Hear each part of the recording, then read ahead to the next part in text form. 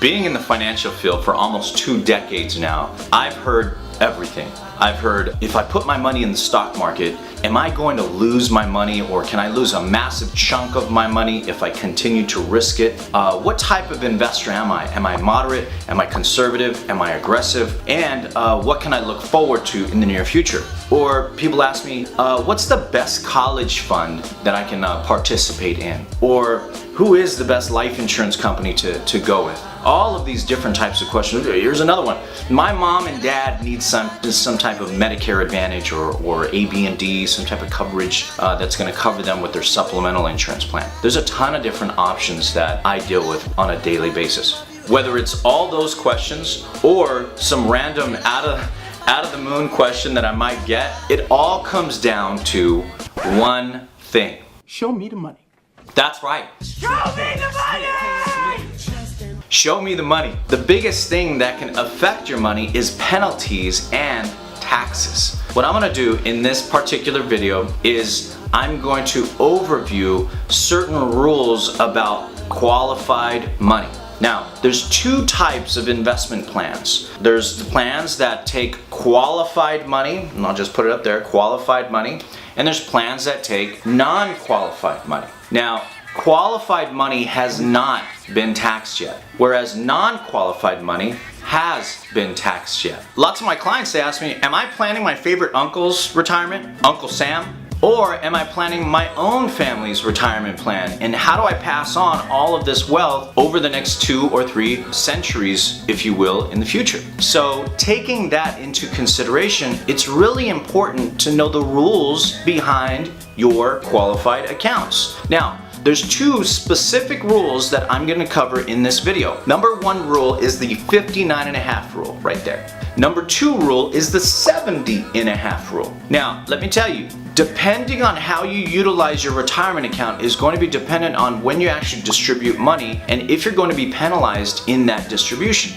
So let's deal with the scenario. Let's just say you and I, we're in the farming industry and we decide to build this massive apple orchard. The apple orchard is going to be worth millions of dollars long term. We go down to the local liquor store. We pick up some penny seeds, they're pennies on the dollar, and then we plant it into our soil. And we'll just take the city of Chino that we're in right now. Let's just say we plant it in our soil and in 30 years it grows into this multi-million-dollar apple orchard. Would you rather pay taxes on the penny seeds that are cheaper or the multi-million-dollar apple orchard that is more?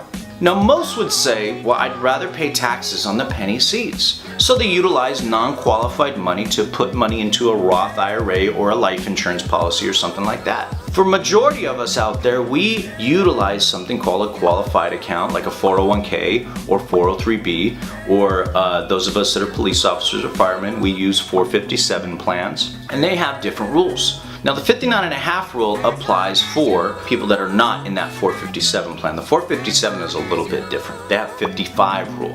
But if I'm planting my harvest and I'm going to be taxed at some point in time in the future, I want to make sure that I'm hedging that particular scenario when I pull out. 59.5 rule says we're not going to make you pay taxes now, we're going to wait to make you pay taxes, and when you go and distribute your money, that's when you're going to pay taxes at regular income tax. Now, there's 3 specifics that are major when it comes to this. Number 1 is our baby boomers. It's people that were born between the years 1946 and 1964. Make love, not war. It's about 81 million Americans that were born during that timeline. Number 2 is our Social Security. They're starting to call it social insecurity. So it's very underfunded, and if you do research online, then there's particular dates that there has to be Social Security reform in the near future, has to. And then number 3, which is probably the biggest, is our US debt. Our US debt is out of control. It's right over $21 trillion. $21 trillion. You can go to this site if you'd like to research the severity of our US debts. It's very depressing. So when my clients come and visit me, they ask me, well, Manny, how do I avoid that particular scenario from happening to me? And I ask them the question right back. Do you believe that taxes are rising a little bit or a lot? In either way, they believe that they're rising. If that's the scenario, I want to make sure that these qualified and non-qualified distribution plans are tailored to them and their family's goals. So let's get back to the scenario. Let's just say at 59 and a half, I go and harvest that apple orchard. Now I'm paying taxes at regular income tax ratios. Contrary to what a lot of people believe, there is no old people taxation. It's regular income tax.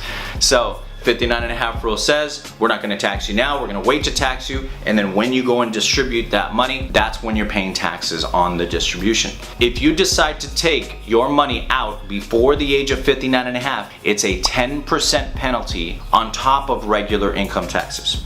So if I have $100,000 and I'm penalized 10%, that's $10,000 that I have paid in penalties. So you'll find some people that lose their job, switch jobs, or retire, or even pass away, their family members will grab the money. They'll be 10% penalized and they'll pay regular income taxes on that, which you do not want to go through that scenario. That's the 59 and a half rule. 70 and a half rule says this. Government says to you, we love you so much, we're not going to make you pay taxes now. We're going to wait to make you pay taxes. But if you do not take the mandatory lump sum distributions by the time you're 70 and a half that year, we will penalize you 50% of something called RMDs, required minimum distributions. Now, this is dangerous. It's the #1 penalty in the tax code. It's a 50% penalty. So if I was supposed to take $30,000 in my RMD and I'm penalized 50% of that, that's a $15,000 penalty if I am not taking required minimum distributions. That's super important. It's very important for you to understand that. If you are a senior citizen and you're north of about 60, you definitely want to get informed about all these different rules. If you're a child of somebody that is going that direction, you definitely want to keep your ear to the ground to make sure that you're getting the right information. Now, can these plans change? Absolutely. So it may be 59 and a half rule today and 62 rule tomorrow. You never know, so that's why you always have to have a financial professional that's ready and willing to take care of you. So a couple different questions as I close, a couple different questions that I hear all the time. What is the scenario where I don't have to pay taxes? Or is there another plan that I can utilize that will hedge that? Or what plan can I take advantage of to roll the money over into that would be beneficial to me and my family tax-wise as well as interest-wise? All of these questions you can get answered at The Financial Architects. We'd love an opportunity to compete for your business. We're a discount brokerage company. We have tons of different companies like AIG and Fidelity and Prudential and Gerber. You name it, we do business with them. So if you'd like to get in contact with us, our telephone number is 888-350-5396 and our website is tfainsuranceadvisors.com. I'd love to meet you soon. Take care.